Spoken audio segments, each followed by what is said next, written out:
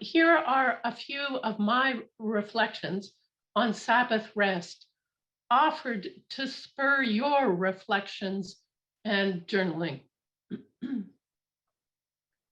There is such an intricate layering of the rhythms of life, from our heartbeats and breath to the tides and the moon's waxing and waning, to the seasons created by our annual circuit around the sun. And of course, there are the less defined seasons of each of our own lives. Each living creature has its unique rhythm, and together, the community of life creates the most wondrous song. So I ask, do we move in sync with this song, individually and as a human community? The 7 days of the week pattern our original creation story.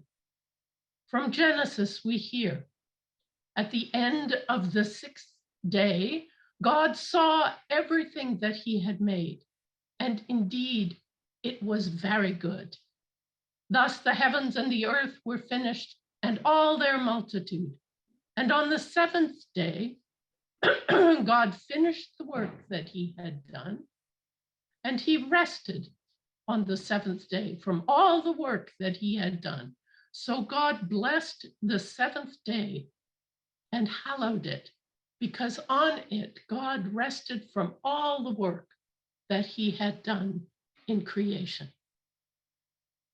And so the pattern of work and rest is built into the rhythm of creation right at the very beginning of time. And then it's woven into the life of the community of faith. From the 10 Commandments in Exodus, we hear, remember the Sabbath day and keep it holy. For 6 days you shall labor and do all your work. But the 7th day is the Sabbath to the Lord your God. You shall not do any work. And over time, that patterning of the week became more layered with Sabbath years and then Jubilee years, every 7 by 7 years. And so I ask, in our relentlessly fast, interconnected, 24/7 world, how can we retain any sense of this rhythm established at the heart of life? I know that sometimes I have the faith and hope necessary to stop and rest in a God-filled Sabbath moment.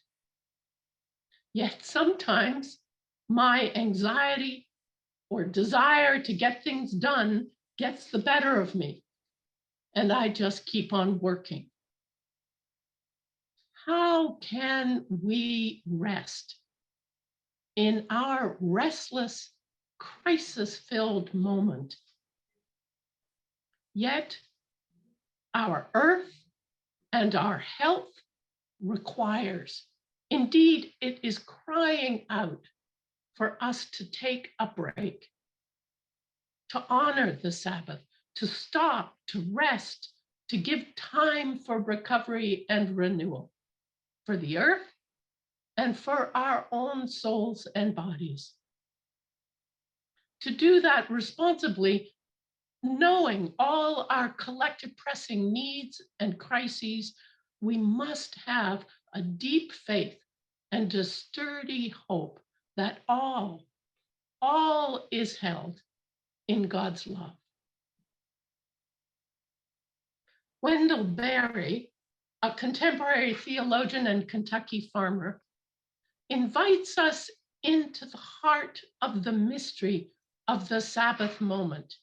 He writes, whatever is foreseen in joy must be lived out from day to day, vision held open in the the dark by our 10,000 days of work.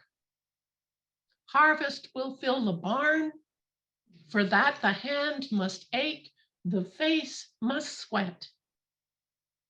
And yet, no leaf or grain is filled by work of ours.